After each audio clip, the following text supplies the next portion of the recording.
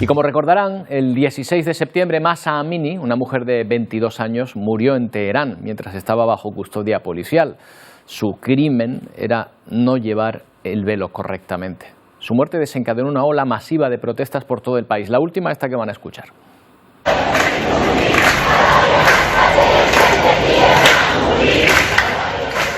Lo que dicen los manifestantes es: por mi hermana, tu hermana, nuestra hermana.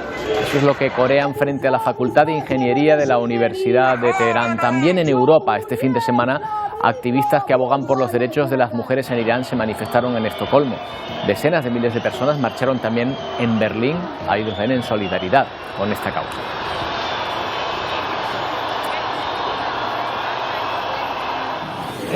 Pero oponerse al régimen iraní tiene un precio. Seguimos sin saber noticias claras de la escaladora iraní que compitió en Seúl sin velo, el Naz Rekabi, la deportista que fue recibida como una heroína en su país, aunque tuvo que declarar que no usó el velo realmente porque se olvidó, no para protestar contra el régimen.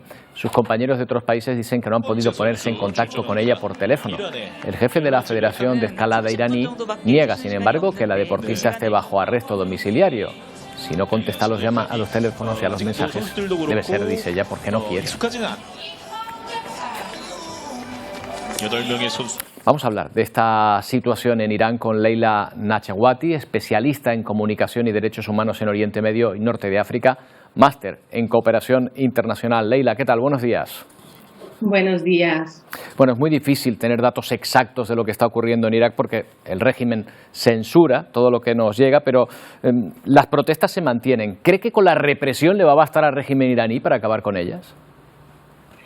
Pues bueno, todo depende, porque la represión, cuando llega a los extremos a los que llegan este tipo de dictaduras y de estructuras de poder, no podemos subestimarla. No podemos subestimar además el impacto que tiene esa represión y cómo eso puede también transformar las propias acciones dentro del país y también hacer que otros actores regionales e internacionales se posicionen.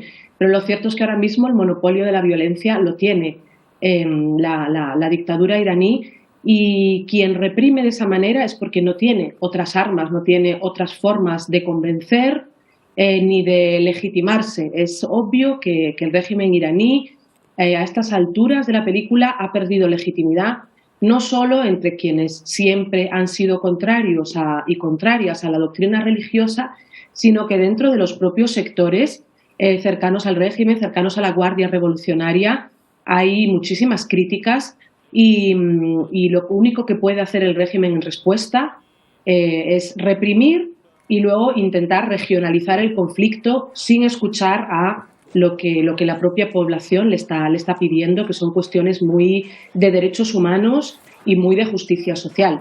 Son unos valientes los que responden, los que se enfrentan allí en Irán a esta situación, porque, claro, tiene un precio enorme, más de 200 muertos en las protestas, se cree, todavía no se sabe tampoco el número exacto, esta escaladora, el Naz Rekabi, de la que no se sabe prácticamente nada, ¿verdad? Son situaciones que fuera de este país llaman muchísimo la atención. Sí, normalmente a las cifras oficiales hay que duplicarlas o hay que triplicarlas en estos casos, porque es muy difícil hacer seguimiento, porque no hay investigaciones independientes y que puedan realmente producirse y tampoco puede haber ahora mismo observadores internacionales que puedan dar una visión más, digamos, detallada de lo que está ocurriendo, porque hay muchísima censura, hay apagones de Internet, esto es una medida extrema, ¿no? Que siempre vemos a los regímenes y a las dictaduras más extremas cuando están más frágiles o en periodos de cambio político. Su último recurso es los apagones de Internet para intentar desconectar a la ciudadanía. Entonces eso hace muy difícil que tengamos números exactos de cuántas personas han sido no solo asesinadas, sino detenidas, desaparecidas. Hay ahora mismo un movimiento muy fuerte que está intentando poner a los prisioneros y prisioneras políticas en la cárcel de Evin, en la famosa, para mal, cárcel de Evin y en otras cárceles, ponerlas en el centro, porque se empiezan a acumular y a saturar las cárceles y esto va a más. ¿Son estas protestas una protesta feministas, Leila? ¿Qué capas de la población pueden estar ahora mismo detrás de estas protestas que se están produciendo?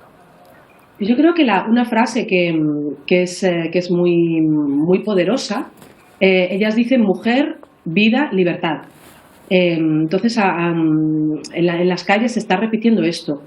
Y luego otra frase que a mí me gusta mucho, que lo repiten mucho también desde la corriente humanista, socialista, libertaria, una corriente que se posiciona también mucho desde la búsqueda de una vida mejor y también desde un posicionamiento internacional e internacionalista en solidaridad con las distintas causas, pues una frase que se repite es que la libertad de las mujeres es la libertad de todos.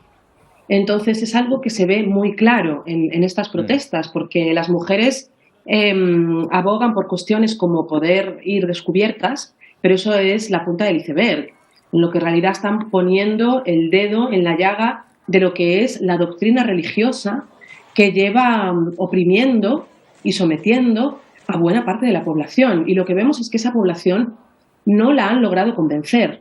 Igual que en otros contextos vemos que estos años de doctrina religiosa han tenido sus frutos y que una buena parte de la población está subyugada o está, digamos, dentro de esa doctrina, en el caso de Irán hay muchísimos factores que hacen que la población continúa teniendo muchísima fuerza, muchísima capacidad de organización, un liderazgo femenino tremendamente potente, pero la cuestión trasciende los géneros, porque hay muchísimos jóvenes de 20 años, chicos también, que salen a la calle, que consideran esto como propio, que consideran que la doctrina religiosa es humillante porque invade la integridad y los cuerpos de las mujeres en la calle, que cualquiera pueda acercarse y darte una bofetada porque no llevas el velo bien puesto, y porque los chicos, los jóvenes, los hombres también sufren la humillación de esta doctrina que tiene muchísimos tentáculos y que permea toda la cotidianidad